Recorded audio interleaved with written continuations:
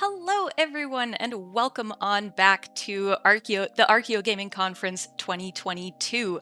My name is Heather, but I go by Archeo Plays Online, and I am here to talk today about Minecraft as a medium for heritage outreach and education. There is, and basically what I mean by that, just in case anybody is here for the Minecraft and not necessarily from an archaeology perspective, is more or less how archaeologists and historians tell normal people what it is we've found, or at least that's what we tell ourselves. So basically, we're talking about communication about archaeology and heritage and history. In a lot of our communication, and you may remember this from your from your school days, even if they were, a few months ago or several years ago or more years than you care to share.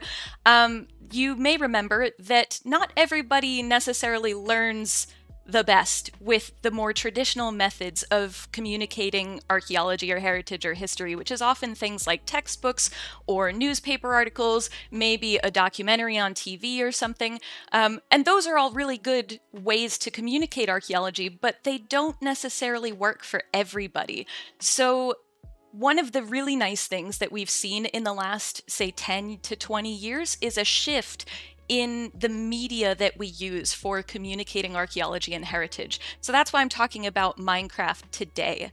Now, when we talk about different media in Minecraft, there are like two big things that we notice, or at least that I notice, when I look at people trying to communicate archaeology or heritage in a new way. And that is, number one, that they are very much still in favor of objectivity, and they spend a lot of time trying to still communicate objectively, even if it's not a medium that necessarily works objectively or doesn't necessarily require objectivity. And the other thing is a little bit of a translation error. So there are plenty of heritage professionals who are very good at doing this, but there are also many heritage professionals who, based on what they've found, they take what they would have written in a newspaper article and they put that into a YouTube video without changing anything. And as you're probably well aware, a newspaper article and a YouTube video are very different things. So one of the things that I'm going to be, the entire talk that I'm going to be doing just now is talking through some of the ways that we can use Minecraft as a medium in its own right and use Minecraft to communicate in the way that Minecraft does, rather than necessarily trying to translate something into Minecraft. So before we sit here staring at my face for far longer than anybody wants to, my Minecraft face, that is, hopefully my face is lovely, but let's talk a little bit about what happens. So I mentioned these translation issues, or these holding on to objectivity that happens. And one of the ways that I see that is that archaeologists, and I am also guilty of this, so this is definitely pot calling the kettle black. It's like guilty as charged. But your face is lovely, thank you.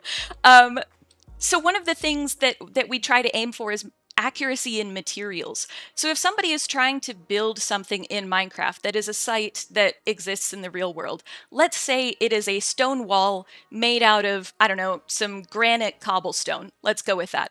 So in Minecraft, they might come in and they might make a granite wall, right? And all of this is granite, so it's not inaccurate, but it's kind of bland. It's homogeneous. It's the same thing over and over and over again. And if this is a wall that stretches all the way to there and maybe all the way past the trees, that's a lot of granite, and it's a lot of the same thing over and over and over again. They might vary it up. A lot of archaeologists, some who are more familiar with Minecraft or something, might change it to, say, a raw granite or unpolished granite, and then, a polished granite block like we have here. They might put in a few slabs or something to make the wall a little bit of a different heights and things. And this is not a bad wall. Neither is that one, but it's a question of whether people who are wandering through your Minecraft world are going to be interested in a wall. So this is, again, kind of adhering to material accuracy. And there's nothing wrong with that. But if you try to adhere to material accuracy, as we'll see later on in Minecraft, you're going to have a tough time if you're trying to make everything materially accurate. So that's material accuracy. We also end up with techniques that are kind of color-based accuracy. So say we have our granite stone wall, but only some of the granite is this pinkish color, and then other granite is more like a gray or a white or a black or something. Granite comes in a lot of different colors.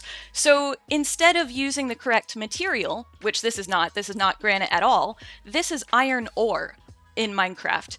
But it has that kind of pinkish texture or pinkish kind of cobbly nature to it, and it's got the grays in there as well. So it's not necessarily the right texture, it's not the right material, but the color is getting there, perhaps.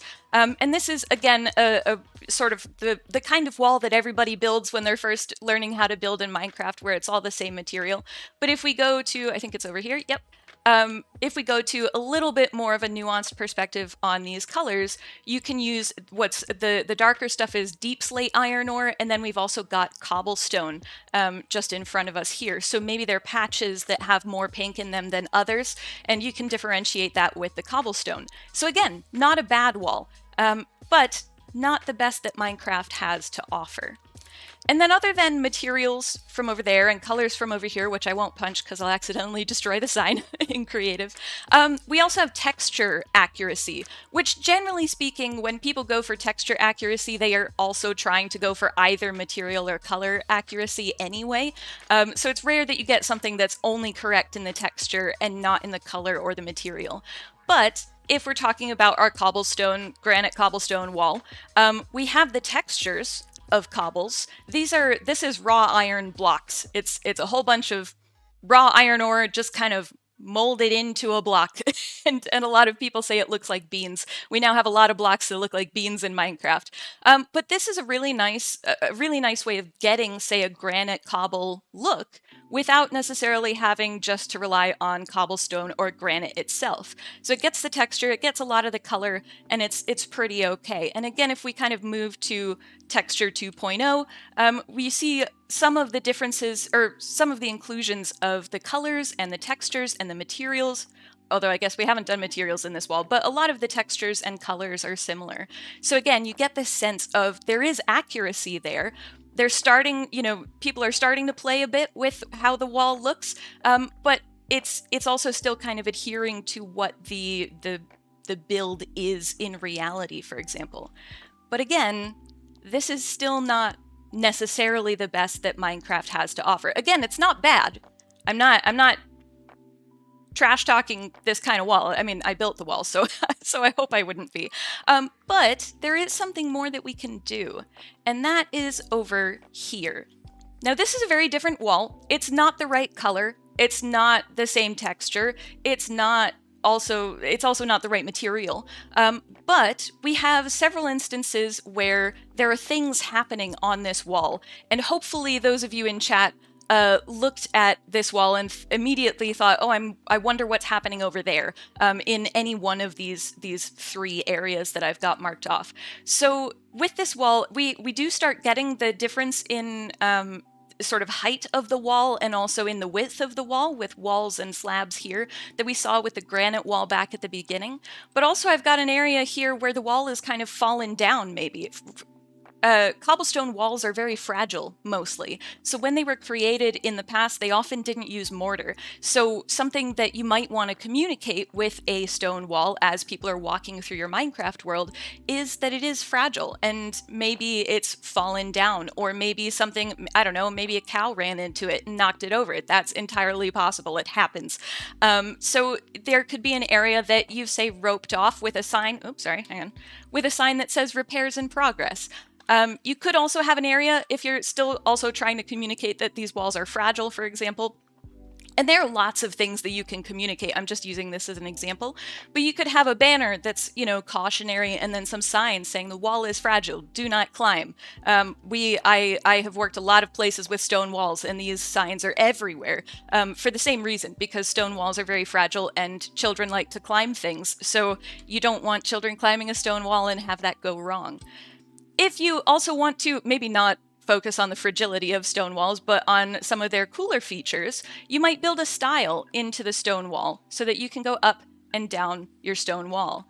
And the thing about these three elements here, it's not that they're somehow necessarily better than these other walls, or that these other walls are bad inherently. It's that these three elements here force the user, or encourage the user, I guess is a better word, encourage the player to ask questions about the wall. What happened to make it fall over, right? The wall is fragile. What's making it fragile? Why can't I climb it? How dangerous is it? Is a question that is safe to ask in a Minecraft world. Or with the stile, where do the stairs go? How do they work? Having again worked at a place with many stone walls that had stiles, kids love stiles, so they enjoy walking up and down them. But they also have a lot of questions about what stiles are used for. So this I kind of label as, rather than, materials or colors or textures, I've labeled these as immersion or narrative. And I think that's something that Minecraft really does well, is bring the player into a place. We're in a three-dimensional space where we can build anything that we want. So what better way to communicate archaeology and heritage than by literally inviting your guests into a site, and particularly potentially sites that they wouldn't be able to visit otherwise. So with all that said, I do have bigger examples of sites that are built in Minecraft, because why not? Why wouldn't you? It's fun.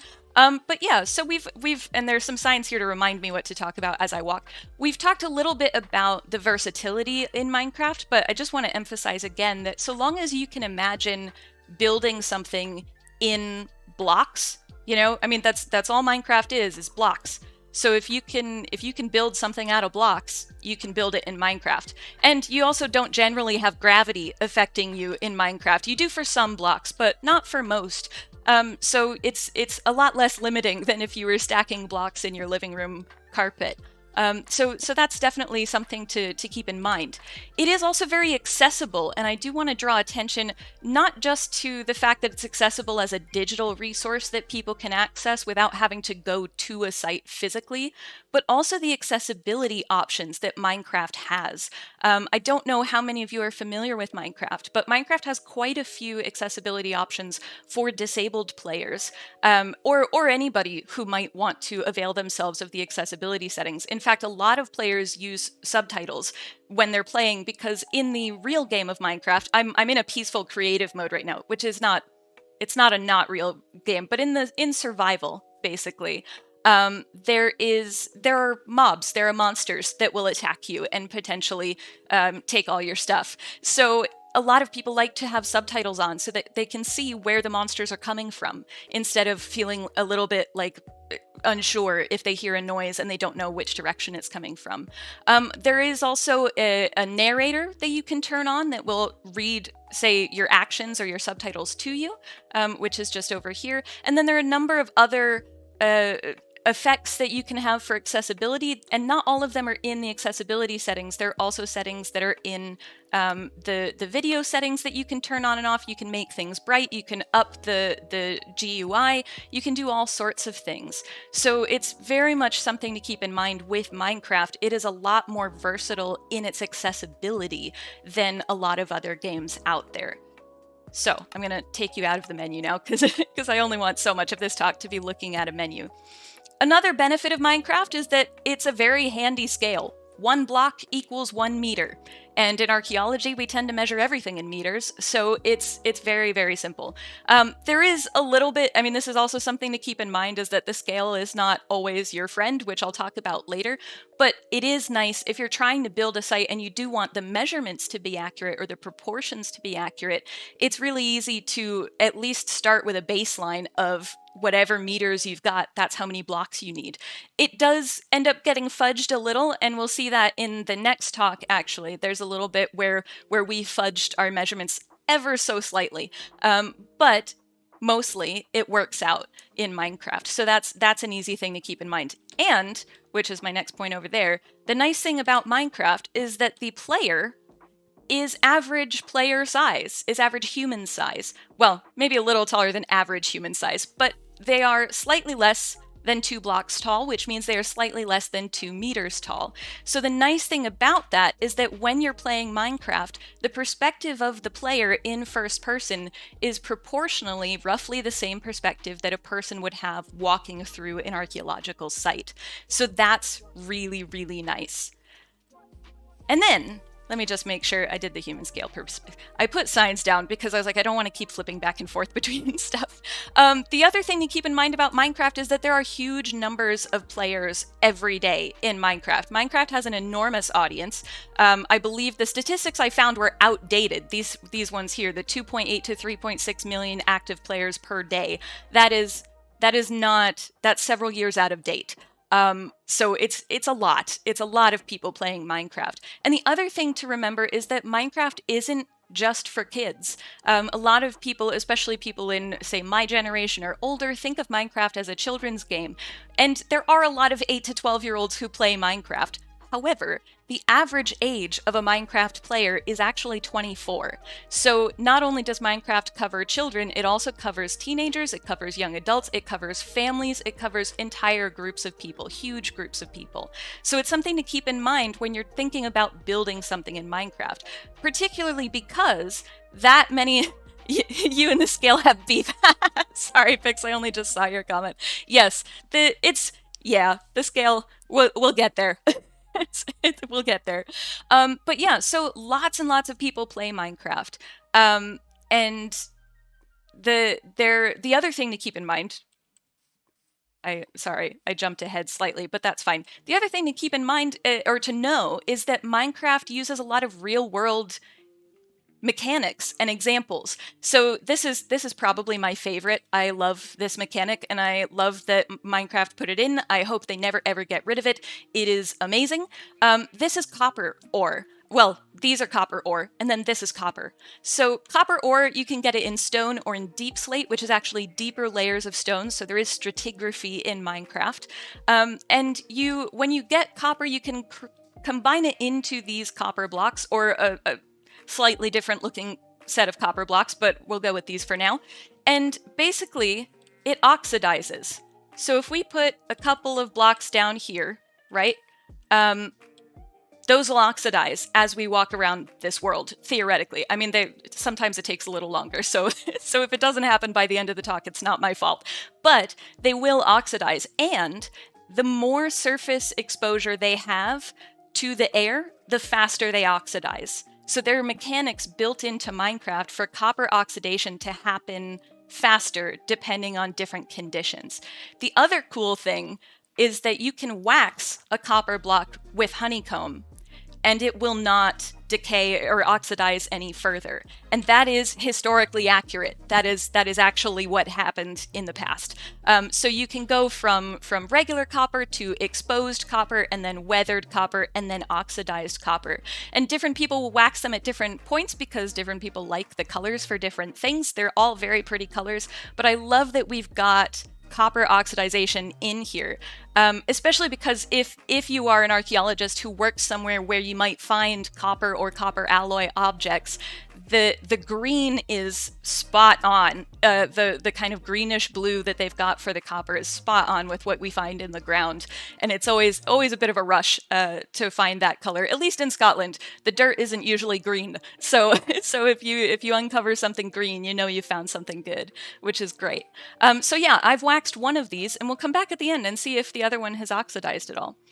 But those are the main points of what Minecraft can offer and things to keep in mind with Minecraft. The other thing that I want to show you is some builds in Minecraft. The first one, here, I don't need my lead yet. The first one is Chichen Itza. This is the first site that I ever built in Minecraft. And actually, if I could change it, I would. It's not a bad build, but it's not the best build. The nice thing about it, though, actually, let me get back on the ground. We can fly in Minecraft, which is helpful, but not for the point I'm about to make. The nice thing about this is Chichen Itza, the Temple of Kukulkan at Chichen Itza, which is what this specifically is no longer accessible to the public. You can go and walk around the temple and the pyramid at the base, quite close to it, but you cannot climb on the pyramid anymore. There are health and safety concerns. But in Minecraft, we can just go. And we can walk up, we can explore the area in here, the area inside, which I've just lit with torches. Anything was necessarily there. This Kukulkan was also a site that was excavated very, very early in archaeology, and so the records that we have, some of them are good and some of them a little bit less so. But you can walk around Chichen Itza. And you can go, there's other little alcoves here, so you can go around here. And this is 2-scale. This is a 2-scale model of Chichen Itza. And the other nice thing, which it doesn't quite do in Minecraft, but it does do the serpent thing to a degree. So I'm going to come down here, and I'm going to, well, firstly, I'm going to turn shaders on. Now, shaders are something, if you are a little bit more familiar with Minecraft, basically, they make Minecraft look even more beautiful than it, well, they make Minecraft look pretty. is effectively what shaders do. And you'll see the difference as I get out of the menu. So now you can see what this site looks like. Here, let me get up a little bit. What this site looks like with shaders on. It gives you a sky, it gives you wavy grass and all sorts of nice sun angles and such. And the nice thing here is that if I set the time, hang on, to roughly there, you end up with the serpents. Now, again, it doesn't do it to the same degree. At Kukulkan, it's literally just the tips of the stairs that get caught by the sunlight, and that's because Kukulkan is not quite oriented north in reality. It is oriented close enough to north, but it's not the sun and the equator. It doesn't quite work in Minecraft, but it's still pretty cool to see it in Minecraft, particularly because a lot of people may never be able to see it in real life. And the other element of this, in case you didn't know, is that Chichen Itza actually is pyramid number 3 in this spot. There are actually, at Chichen Itza, 2 additional pyramids. I've only built one of them because trying to work out the scale in Minecraft for the third one was too hard. So I did the footprint of the second one, but the Temple of Kukulkan at Chichen Itza is actually the 3rd pyramid, and all 3 pyramids are basically nested like nesting dolls in the earth on top of a massive sinkhole, or cenote, which is really, really cool. So when I was saying if I could do this one over, I would. Mostly it's because I would love to add at least a little bit more of the other pyramids, and I would love to put the cenote underneath, because that would just be really, really cool. Okay, so that's Chichen Itza. And that's an example of what can happen in Minecraft, even when you're not quite... This was before I was at the phase of forget the objective accuracy kind of stuff, which I'm still semi-unlearning because it's hard to ignore your archaeological training at times. But yeah, this was the first one I built. Let's move on to, well, I'm going to talk a little bit about some things that we have to keep in mind as we build in Minecraft, and then I'm going to show you 3 more sites that I've built as well. One is color, and Pix, you can back me up on this, because anybody who's ever tried to build anything in Minecraft has beef with color in Minecraft. These are all of the full blocks in Minecraft that are light gray. Just light gray. There are a whole bunch more that are dark gray. These are light gray. So, and this is like this one. That's a box. It's not normally used in a wall. It's expensive to get. A lot of these blocks are kind of expensive to get, but a lot of them are everywhere. Cobblestone you get everywhere. These are all of the full blocks that are yellow in Minecraft. Not light yellow, not dark yellow, just yellow. So they're about double this number that fall into the gray category. Remember, we're just doing light gray right now. If we include gray, we double it, more or less. This is yellow. So there are certain colors that are less developed in Minecraft, which means that if you're working on a certain type of build, it could be very difficult to actually match the color. And yes, Pix is backing me up on this. The color is so yellow, black, and gray. Yellows are great, and there's some really nice builds that have been done recently with yellow blocks, depending on which content creators you watch. Gemini Tay does a lot with really good color gradients, and she's been working in the warm colors this season, which is really, really excellent, because the warmer colors, the yellows, the oranges, the reds, they have been struggling.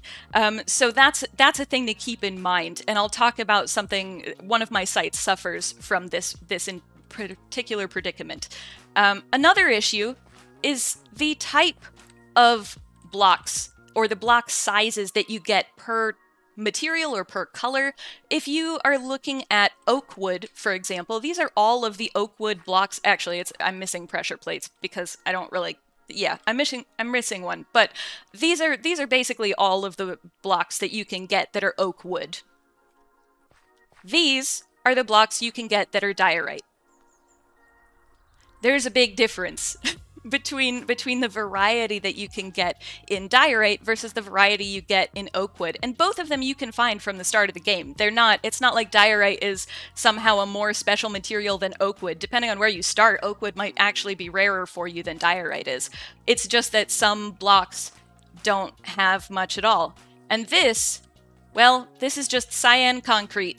And that is the only block that exists that is cyan concrete. So depending on the material you're using, you may be incredibly limited in what you're able to build from it. Light blue. Oh, yeah. Yeah. Oh, light blues. Yes. So there are a lot of blues as well in Minecraft, but they're different shades of blue, and certain shades of blue don't have as many blocks as other shades of blue. So if you're going for like a light blue build, there's actually relatively little that you can use. But if you're going for like a cyan or like a darker blue, there are more blocks. Still not as many necessarily. Well, definitely nothing has as many blocks as the gray blocks. Everything is gray in Minecraft. But there are at least some more with the darker blues. But if you're trying to do a light blue build, it's rough. Some of these are rough. And so one of the things I want to show in regard to these things to keep in mind is this build. Now, this is the Nazca lines.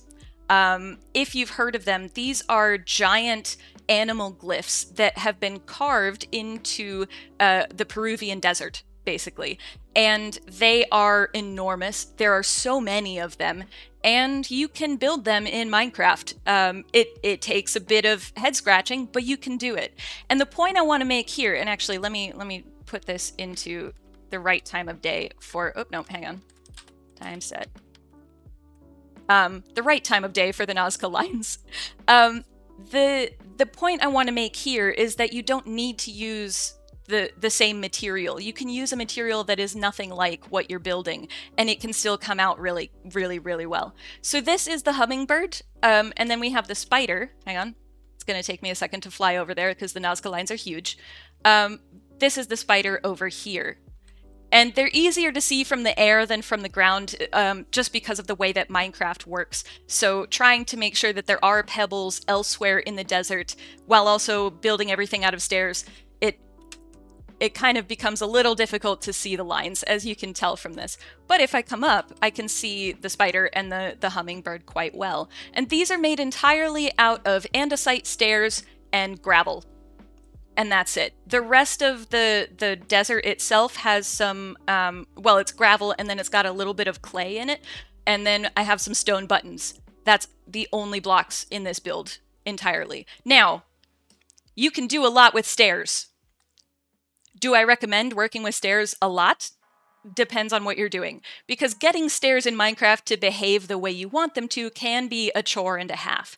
But it doesn't mean that if you're thinking of building something like the Nazca lines, that you either have to scale it up way larger than it would ever be, or that you can't build it at all. So this is the Nazca lines. Andesite is generally like a gray color. Gravel is also a gray color. They're both in that wall of gray that I showed you. But Here, with the shaders, I've been able to fudge it a little bit so that the Nazca lines are the correct color of those deserts in Peru. And again, with the andesite stairs, it's not the correct material, but it definitely does the job, and it does it really, really well. So that's the point I want to make with the Nazca lines.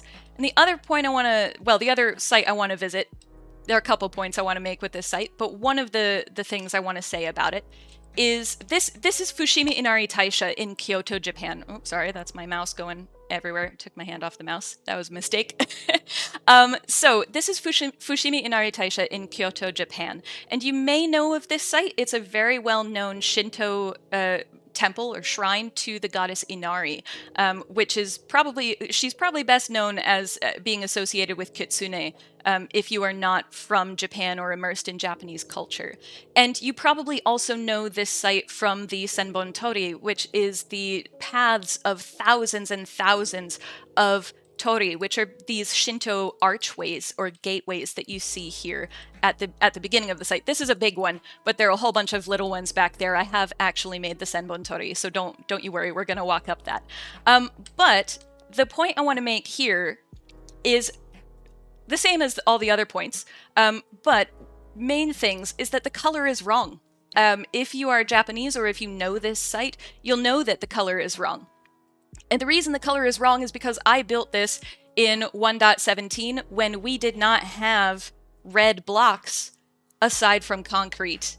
And it really wasn't possible to get the kind of detail that I wanted in the Romon, or the gateway of this site, and be able to do that in the right color. These archways and all of the orange that you see, they're supposed to be vermilion red, but instead I've made them out of acacia wood in Minecraft because that's a bit more orangey, but it was the closest I could get to being similar to the color they're supposed to be. And it's a little bit depressing that in recent months Minecraft came out with an update that put a bunch of red wood into the game, and not only is it red wood, but it's vermilion red. So it's the exact correct color to be using in a build like this. Will I update it? I don't know, maybe. Not at the moment, though. But the other point that I want to make with this, as we kind of walk through, is that this is a sacred site for many people in Japan. It's a shrine, it's a temple, it is a place of worship and a holy place for many people. And so you'll notice as I walk around that there are areas, if you know the site, and even if you don't, I'll tell you what those people will notice.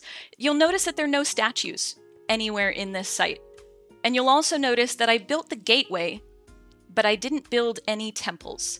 And the point I want to make here is that not everything that can be built in Minecraft necessarily should be built in Minecraft. So we need to be careful about what it is we decide to build and make sure that we do it sensitively.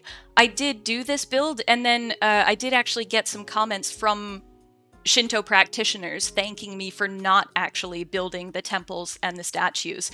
So if you are a heritage professional and you want to build a site in Minecraft, it's just something to keep in mind. Just because you can build it doesn't mean it should be represented in a game with a bunch of blocks and a bunch of pixels. Yes, but I do quite like this build. I like what I've done with it. It also has a lot of materials that aren't actually in the building itself. So there's bone blocks making the white walls. Those are not there. The warped wood trapdoors, that's not there. It's colored metal. And the acacia is just all kinds of not correct. It's, as Pix says, it's the color of peeled carrots. If I turn off, actually I can turn off shaders and let you see. Hang on. Don't worry, I'll put the shaders back on for the next site because it deserves them. But yeah, this is the color of acacia wood. It's not a bad color, but if you're going for vermilion red, it's not the right color. so it works well enough, but it's not perfect. Here, let me put shaders back on actually, because the Senbon Tori deserve them as well. Also because I just like how my builds look with shaders on, and there's slightly not so humble bragging that I'm doing at the moment. Okay, so I built the Romon, didn't build the temples, but I did also build the Senbon Tori I built a lot of these gates. Probably, I think it's like about 200 that are here. And these tori, they wind here. That's probably going a little too fast for some of you. They wind through the mountains, and they go all the way up to the summit of Mount Inari in the back of the shrine, or behind the shrine. It's not in the back, it's behind the shrine. But it's a long walk. It's a several-hour hike through the mountains, and it's just gate after gate after gate, or archway after archway after archway. Now, this particular site, I did not build the landscape. I found a landscape that would work for the Senbon Tori, rather than actually building the landscape myself, in part because it was such a big build anyway that I didn't necessarily want to build the landscape, although you'll see that I threw that out the window with the next build and potentially regretted it slightly. But it's meant to be a lengthy walk and a lot of gates. So I think there's about like 150 or 200 of these in this build. But then you do come out onto the summit, ignore the build behind me, onto the summit, and you can actually see the Romon in the distance, which I think is really cool. So the build itself isn't necessarily in the right landscape, it's not necessarily using the correct materials, but it delivers that sense of place that is that immersive narrative element of these builds. Okay, and I have just enough time, I think, to show you one last site, and that was the site where I did build the landscape. I built the building and the landscape. Oop, hang on, let's fly. Let's actually fly. There we go. I'm going to fly over to a horse, and then I'm going to take the horse through the landscape so that you can see the nonsense that I subjected myself to, but it paid off so well. It's so good. It looks so good. So this is my horse. They don't have a name. I just found a fast one. So yeah, this is a build. This entire thing is a build. This is the valley where Bran Castle sits in Transylvania, Romania, and you can see it coming into view just off to the right there, if I manage to not fall in the river with my horse. So if we come just up here, this is Bran Castle, and if you don't know what Bran Castle is, or if you're not familiar with Bran Castle, it is the castle that is the inspiration for Dracula's castle in Bram Stoker's novel. Thank you. Hello. Sir, thank you. All right. I don't want to lose my horse. So this is the inspiration for Dracula's castle. And we can see that if I keep flying. I keep flying while wanting to show you the human-based perspective. If I set it to midnight, it just looks really cool. It's a really cool build. It looks very spooky, but also not very spooky. In fact, it probably, I mean, it's the inspiration for Dracula's castle, but actually it had nothing to do with Dracula. And Bram Stoker, he had like a travel guide for Romania, and he was like, this looks cool, I'll make it this.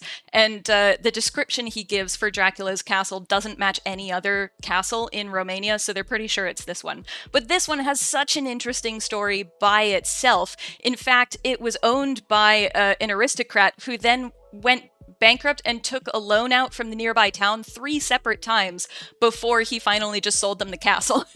So there's a whole set of stories with this castle, and I highly recommend you look into it. And if you're curious about any of these sites, I have videos of them on my YouTube channel, which is just archaeoplays on YouTube. But this site is cool. And the other thing, I did just travel through the landscape and then make it immediately so that you couldn't actually see the landscape, because, you know, I'm so good like that. But this entire landscape is built. I built all of this. I used World Edit. I did not do all of it. I did this mountain by hand, and then I was like, yeah, no, let's not do this mountain by hand either. let's not do that. That's too much time and too much space. But the landscape is so vital to understanding this site. And I also built this. This was before 1.18 came out when I built this.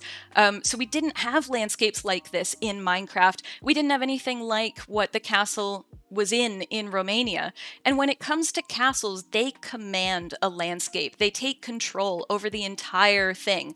And without me building this, which goes back to where we were, which you can no longer see because it's out of render distance, and I am not on a short render distance. And it goes all the way to over this away, where you see these trees off here in the distance. So it's a massive, massive build, and it goes all the way back as well. There's a lot here. But the point of that is that the landscape, if you're able to and you have the time and maybe several friends to help you, building the landscape can be absolutely vital to creating that immersive feel in a site. So those are the main points I wanted to make. I think I'm slightly running out of time, or about to be running out of time. But I guess I hope that this has helped inspire some of you to look at Minecraft as a medium for archaeology, education, heritage, outreach, all that, and also just like building cool stuff in Minecraft, because let's be honest, that's why I do it a certain amount of the time, seeing what I can build and what's possible in Minecraft. But yeah, if any of you have any questions or anything, I'll walk you through. The only downside to this is where the scale is not my friend, and probably not Pix's either. The downside to the inside of this is that the walls are all a meter thick. So there are no stairs. You can't actually walk up into the upstairs. You can fly into the upstairs. If you go over here and you crouch, you can, if you're lucky on a trapdoor, you can make it to this part. But there's no furniture or anything in here, not because I didn't want to put it in, but because the scale just wasn't really quite there. But the nice thing is that the rest of the building, the outside areas, are very much the scale that they are in. So do you all to make a server and lose all your free time to it? Yes, do it. That's what I do. Question, what's my next project if I have one in mind, and any other sites I'm looking forward to building? Okay, so at the moment, I am in the process of building the Great Enclosure at Great Zimbabwe. I have the footprint of it. I just need to build the rest of it. So the outline is done. But that is a massive site that was basically a major power center in Zimbabwe, in Africa, for a large period of time, 500 or 600 years. And it's, if any of you are familiar with African sites, it is very near-ish to Mapungubwe, which is a major trade center. So if you've done anything with long distance trade, you've probably come across that site name as well. So it's actually kind of fun because I'm a glass specialist originally. I study glass beads and long distance trade through glass beads, but I also build stuff in Minecraft. But the site that I'm building just now is a site that I've actually studied in archaeology for glass bead research, which is quite fun. In terms of sites I'm looking forward to building, I really like sites. There have been a few people who have suggested sites to me that are sites that are near to where they live. So I've had a woman from Lebanon suggest a couple of sites to me, and then some other people in, I believe, Ecuador. So the sites that people are connecting with, that people want me to build, those are the ones I'm most excited about. I have also built, there are two sites that I didn't feature here. One of them is the Temple of Zeus at Olympia, which I built both the recreation of and the archaeological state of it at the moment, so they're kind of crumbled with the columns to the side. And then I also built the site Tapu Tapuatea in French Polynesia, which is on an island that is off the coast of Tahiti in Raiatea. And that site is a UNESCO World Heritage Site. And so the story of that is really, really impressive. And yeah, if I could have more sites like Tapu Tapuatea, that would be great, just to be able to highlight sites that people haven't necessarily come across before, but that have these amazing stories to tell. And if you're an archaeologist, or if you're getting into archaeology, you probably know by now that every single site has so many wonderful stories to tell. So you could build anything, any archaeological site, and have enough to make a YouTube video off of. So that makes me really excited. How long did it take to build these sites? Well, depends on the site. Oop, as I hit my head on the roof. This one took 40 hours. Even when I started using World Edit, it took far too long. In part because the footprint of Bran Castle is confusing, and it took me a good 2 hours just to get the footprint of the castle. So, oh yeah, I did also now build the treasury at Petra. Well, I didn't want to give spoilers, Pix. In the next talk, Pix and I are going to be talking about archaeology as well, and you'll get to see our build of the treasury at Petra, which I'm really, really happy to have gotten to build. That was a lot of fun. Yes, so this one took 40 hours. The Nazca lines took probably about 15, maybe. Not because they're mostly to figure out how to do it. The Nazca lines took a lot of figuring out. I know I've left my horse behind, but it's fine. He'll be fine. Fujimi Inari Taisha took probably also about 15 hours just because there was a lot of figuring out what went where. And some sites have plans and other sites don't, and you can measure things for some sites and other things you can't. So there's a certain amount of trial and error, and you'll see, again, Pix and I are going to be talking over our build of the treasury at Petra, and you'll see that both of us, even working together, both of us kind of go back and forth and try to figure out what the scale is and who's doing what, and trying to match our builds there. But yeah, I'd say most of the sites, figuring out the build itself takes about 15 hours, and then depending on the site, I will, like the Nazca lines I figured out in a creative world. I didn't do that in my regular Archaeoplays Minecraft world, just because it took so long to figure out. So that I made a schematic for, and then I brought it in and built it again in well, not a survival world, but in the actual Archaeoplays world. So, but yeah, 15-ish hours on average for them, aside from Brown Castle, which was so many. So many. Do I use these as teaching opportunities? Can other players visit the sites that others build? Is there a level of text interpretation, or is the game purely visual? Okay. That's a lot of questions. Hang on, I'm gonna have water first. So, I definitely use these as teaching opportunities. My YouTube channel is entirely about archaeological education and Minecraft. So every YouTube video that I make is heritage education, because I've been doing it. Well, I've been doing heritage education for about 20 years, so it's what I fall into, basically. It's the thing I start talking about. It is absolutely something you could use with students if you were able to get a server going and get students in, or you could have students create their own world and present things to a class if they wanted to. Servers, it kind of depends, because you do want to make sure that you have safety measures in place, particularly if you're dealing with younger players. You want to make sure that everybody's safe in that space. But it's absolutely, there's so many Minecraft servers that have young players in them and are very good at safeguarding things. So a lot of those mechanisms already exist in the Minecraft community. In terms of players visiting the sites that others build, this particular world is a single player world. So if somebody were, say, sitting next to me with their laptop and we were using the same internet, I could open it up for them to come in and have a look around. Or I could get a server where somebody anywhere in the world could just join the server. And that's what Pixel Riffs and I did with the Petra build, because we don't live near each other. So we joined a server and built in a world together. Let me see. Is there a level of text interpretation, or is the game purely visual? There is text. There's actually quite a lot of text, depending on what you want. So these are all the books in Minecraft. Now, these are enchantments. That's how you make your gear magical. There is other elements. It's not all archaeologically correct or reality correct, because, and I would hope not, because creepers are terrifying and nobody deserves them. But the book in Quill is a book that you can write.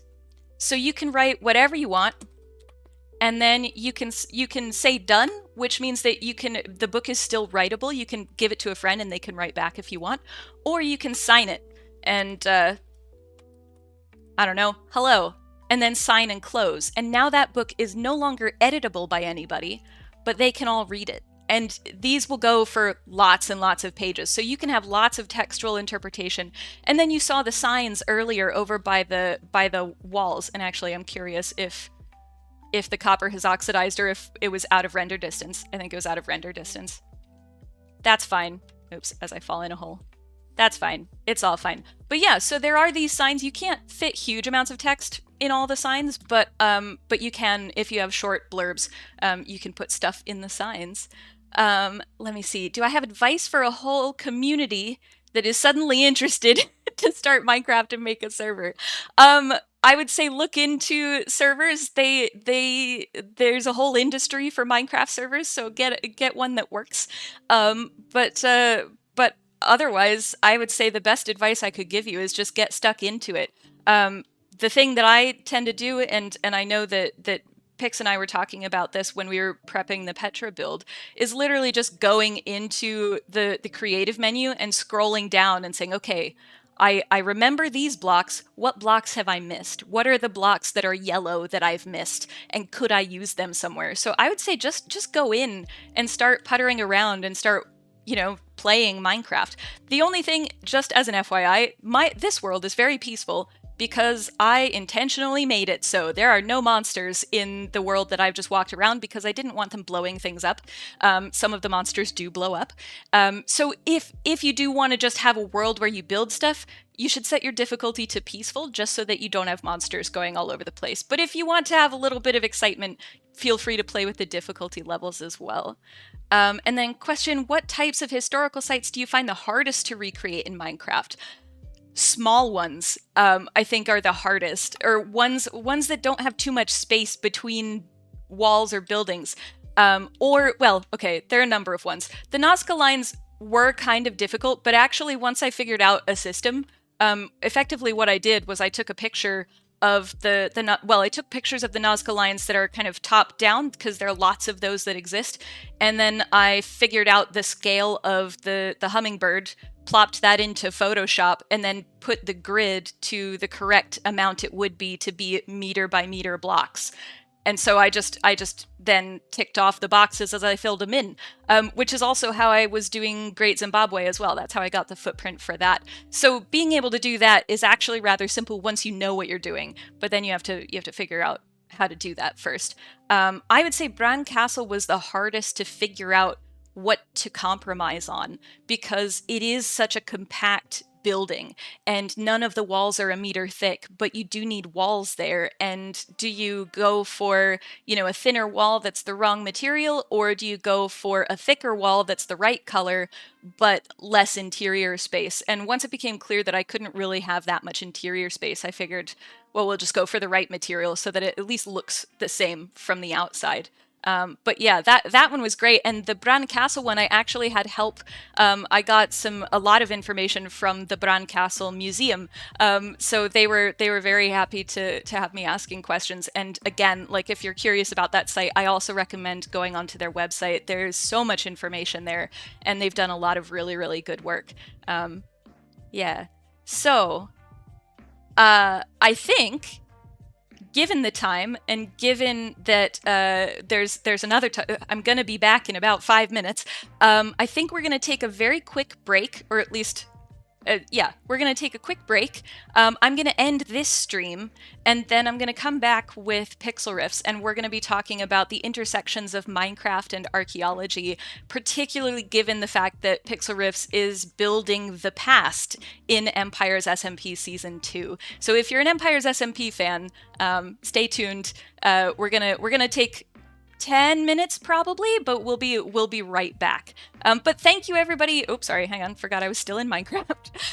Thank you everybody for coming along and for listening to this talk. I hope it's inspired some of you. I hope, even if you're not an archaeologist, I hope you now feel like you can go and try this in your Minecraft world. And I do also, this I forgot to mention, I do actually have schematics for all of these Minecraft builds that if you become a member on Ko-fi, you get access to all of the schematics. So that's another way you can just use my designs if you don't want to figure it out yourself. But yes, thank you very much for coming along and for asking such good questions. And go get a snack, get something to drink, and we'll be back here in probably about 10 minutes. All right.